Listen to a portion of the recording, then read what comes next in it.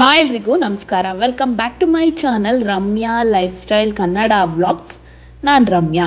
ನಾನಿವತ್ತು ನಿಮ್ಮ ಜೊತೆ ಶೇರ್ ಮಾಡ್ಕೋತಾ ಇರೋದು ನಾನು ಮನೆಯಲ್ಲಿಯೇ ಹರ್ಬಲ್ ಸಾಂಬ್ರಾಣಿಯನ್ನು ಮಾಡಿದ್ದೆ. ಸಾಂಬ್ರಾಣಿ ಧೂಪ ಅಂತ ಹೇಳ್ತಾರಲ್ವಾ, ಆ ಥರದ್ದು ಕೋನ್ ಸಾಂಬ್ರಾಣಿ ಥರ ಮಾಡಿದ್ದೆ. ನಾನು ಲಾಸ್ಟ್ ವಿಡಿಯೋದಲ್ಲಿ ಹೂಗಳನ್ನು ಬಳಸಿ ಸಾಂಬ್ರಾಣಿಯನ್ನು ಮಾಡಿದ್ದೆ. ಇವತ್ತು ನಾನು ಹರ್ಬಲ್ ಸಾಂಬ್ರಾಣಿ ಮಾಡೋದನ್ನು ತೋರಿಸ್ತಾ ಇದ್ದೀನಿ. ಮೊದಲನೇದಾಗಿ ನಾನು ಬೇವಿನ ಸೊಪ್ಪನ್ನು ಒಣಗಿಸಿ ಇಟ್ಕೊಂಡಿದ್ದೀನಿ. ನೋಡ್ತಾ ಇದ್ದೀರಾ, ಒಂದು ಬೌಲ್ ಆಗುವಷ್ಟು, ದೊಡ್ಡ ಬೌಲ್ ಆಗುವಷ್ಟು ಬೇವಿನ ಸೊಪ್ಪನ್ನು ಒಣಗಿಸಿ ಇಟ್ಕೊಂಡಿದ್ದೀನಿ. ನೀವು ತುಳಸಿ ಸಿಕ್ಕರೆ ಅದ್ರ ಜೊತೆ ಸ್ವಲ್ಪ ತುಳಸಿಯನ್ನು ಹಾಕೊಳ್ಳಿ, ತುಂಬ ಚೆನ್ನಾಗಿರುತ್ತೆ. ನನಗೆ ತುಳಸಿ ಸಿಕ್ಕಲಿಲ್ಲ, ಹಾಗಾಗಿ ನಾನು ಬೇವಿನ ಸೊಪ್ಪಲ್ಲೇ ಮಾಡಿದ್ದೀನಿ. ಅದಕ್ಕೆ ಇಲ್ಲಿ ಈಗ ನಾನು 2.5 ಇಂಚ್ ಆಗುವಷ್ಟು ಚಕ್ಕೆಯನ್ನು ಹಾಕೋತಾ ಇದ್ದೀನಿ. ಒಂದು 4 ಬೇ ಲೀಫನ್ನು ಹಾಕೋತಾ ಇದ್ದೀನಿ, ಬಿರಿಯಾನಿ ಎಲೆ ಅಂತಾರಲ್ಲ ಅದನ್ನು.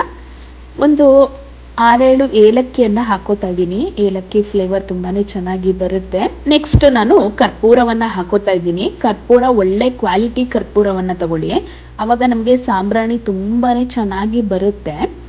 ನಾನೀಗ ಚಕ್ಕೆನ ಮುಂಚೆ ತೋರಿಸಿರ್ಲಿಲ್ಲ, ಹಾಕೊಂಡಿರ್ಲಿಲ್ಲ, ಈಗ ಹಾಕೋತಾ ಇದ್ದೀನಿ. ನೀಟಾಗಿ ಮುರಿದು ಹಾಕೊಳ್ಳಿ, ಇಲ್ಲಾಂದ್ರೆ ಜಾರ್ ಹಾಳಾಗೋ ಚಾನ್ಸಸ್ ಇರುತ್ತೆ. ನಾನಿಲ್ಲಿ ಗಟ್ಟಿ ಚಕ್ಕೆಯನ್ನು ತಗೊಂಡಿರೋದ್ರಿಂದ ಮುರಿದು ಹಾಕೋತಾ ಇದ್ದೀನಿ.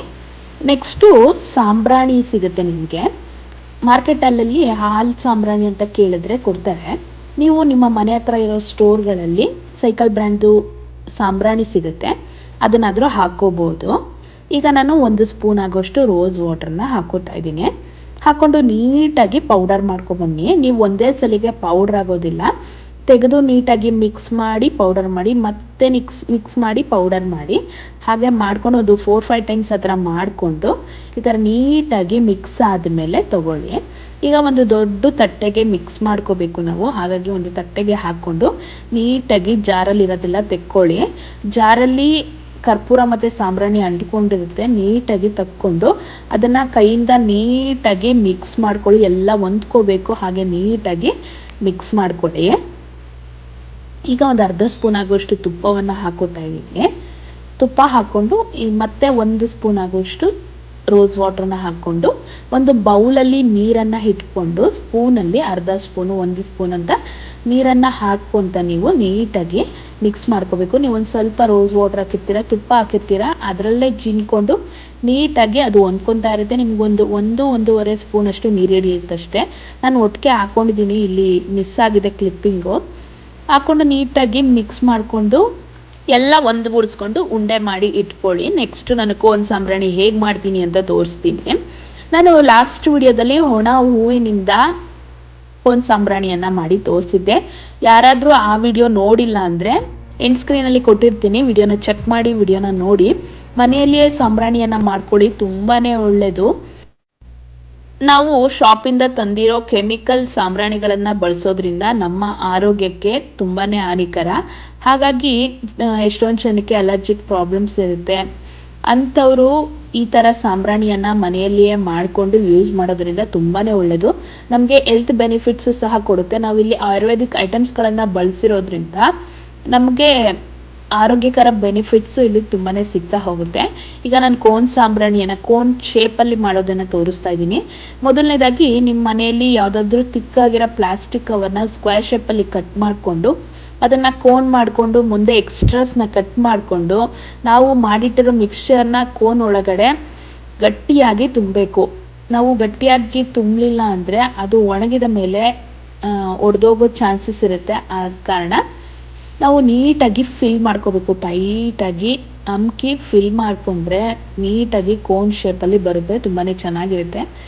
ಕೋನಲ್ಲಾದರೂ ಮಾಡ್ಕೋಬೋದು, ನಾನು ಲಾಸ್ಟಲ್ಲಿ ಕೈಯಿಂದನೇ ಹೇಗೆ ಮಾಡ್ಕೋಬೋದು ಅಂತ ತೋರಿಸಿದ್ದೀನಿ. ಅದು ಈಸಿ ಮೆಥಡು. ಕೋನಲ್ಲಿ ಪ್ರತಿ ಸಲ ಕೋನ್ ಮಾಡ್ಕೊತಾ ಹೋದರೆ ತುಂಬಾ ಕಷ್ಟ ಆಗುತ್ತೆ. ತುಂಬಾ ನೀವು ಜಾಸ್ತಿ ಕ್ವಾಂಟಿಟಿಯಲ್ಲಿ ಮಾಡ್ತಾ ಇದ್ದೀರಾ ಅಂದರೆ ಕೋನೆ ಶೇಪ್ ಬೇಕು ಅಂತ ಏನಿಲ್ಲ, ನಾನು ಲಾಸ್ಟಲ್ಲಿ ತೋರಿಸ್ತೀನಿ ಕೈಯಿಂದನೇ ಹೇಗೆ ಬೇಗ ಮಾಡ್ಕೋಬೋದು ಅಂತ.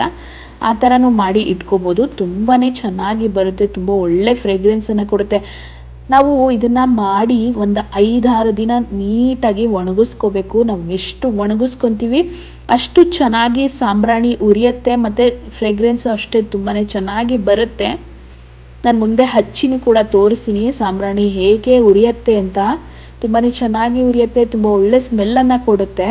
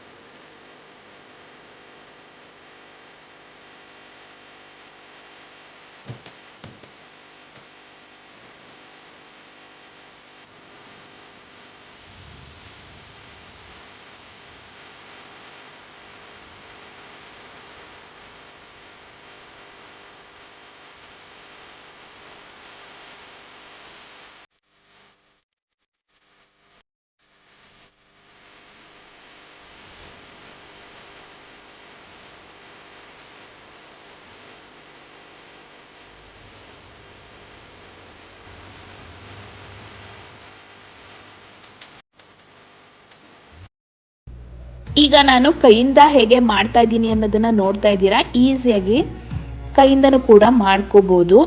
ಇಷ್ಟು ಸಾಂಬ್ರಾಣಿಗಳಾಗಿದೆ. ನಾನು ಸ್ವಲ್ಪ ಕ್ವಾಂಟಿಟಿಯಲ್ಲಿ ಅಷ್ಟೇ ಮಾಡಿದ್ದೀನಿ, ನಿಮಗೆ ತೋರಿಸೋದಕ್ಕೋಸ್ಕರ ಮಾಡಿದ್ದೀನಿ.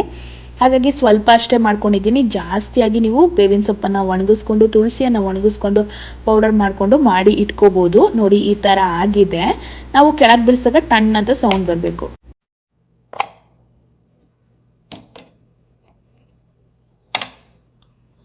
ನಾನು ಈ ಸಾಂಬ್ರಾಣಿಗಳನ್ನು ವರಮಹಾಲಕ್ಷ್ಮಿ ಹಬ್ಬಕ್ಕೆ ಮುಂಚೆನೇ ಮಾಡಿ ಹಬ್ಬಕ್ಕೆ ಯೂಸ್ ಮಾಡಿದ್ದೀನಿ. ನನಗಂತೂ ತುಂಬಾ ಖುಷಿ ಆಯಿತು.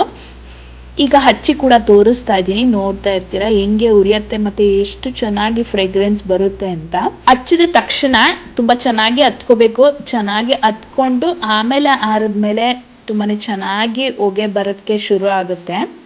ನೀವು ಸಾಂಬ್ರಾಣಿ ಬಳಸುವಾಗ ಒಳ್ಳೆ ಸಾಂಬ್ರಾಣಿಯನ್ನ ತಗೊಳ್ಳಿ. ನಾವು ಹಚ್ಚಿದ ಮೇಲೆ ಒಳ್ಳೆ ಫ್ರೇಗ್ರೆನ್ಸ್ ಬರುತ್ತೆ, ತುಂಬಾನೇ ಚೆನ್ನಾಗಿರುತ್ತೆ. ಮನೆಯೆಲ್ಲ ಘಮ ಘಮ ಅಂತ ಇರುತ್ತೆ, ತುಂಬಾನೇ ಒಳ್ಳೇದು. ನೀವು ಒಂದ್ಸಲಿ ಟ್ರೈ ಮಾಡಿ ನೋಡಿ, ಹೇಗಿತ್ತು ಅಂತ ಕಮೆಂಟ್ ಮಾಡಿ. ಈ ವಿಡಿಯೋ ಹೇಗಿತ್ತು ಅಂತ ಕಮೆಂಟ್ ಮಾಡಿ ತಿಳಿಸಿ. ಈ ವಿಡಿಯೋ ನಿಮ್ಗೆ ಇಷ್ಟ ಆದ್ರೆ ನನ್ನ ಚಾನಲ್ನ ಸಬ್ಸ್ಕ್ರೈಬ್ ಮಾಡಿ, ಪಕ್ಕದಲ್ಲಿರೋ ಬೆಲೈಕನ್ನ ಕ್ಲಿಕ್ ಮಾಡಿ ಆಲ್ ಅಂತ ಸೆಲೆಕ್ಟ್ ಮಾಡಿ. ನಾನು ಯಾವುದೇ ವಿಡಿಯೋ ಹಾಕಿದ ನೋಟಿಫಿಕೇಶನ್ ಬರುತ್ತೆ. ನನ್ನ ವಿಡಿಯೋ ಇಷ್ಟ ಆದಲ್ಲಿ ಲೈಕ್ ಮಾಡಿ, ಶೇರ್ ಮಾಡಿ, ಕಮೆಂಟ್ ಮಾಡಿ, ಸಬ್ಸ್ಕ್ರೈಬ್ ಮಾಡಿ.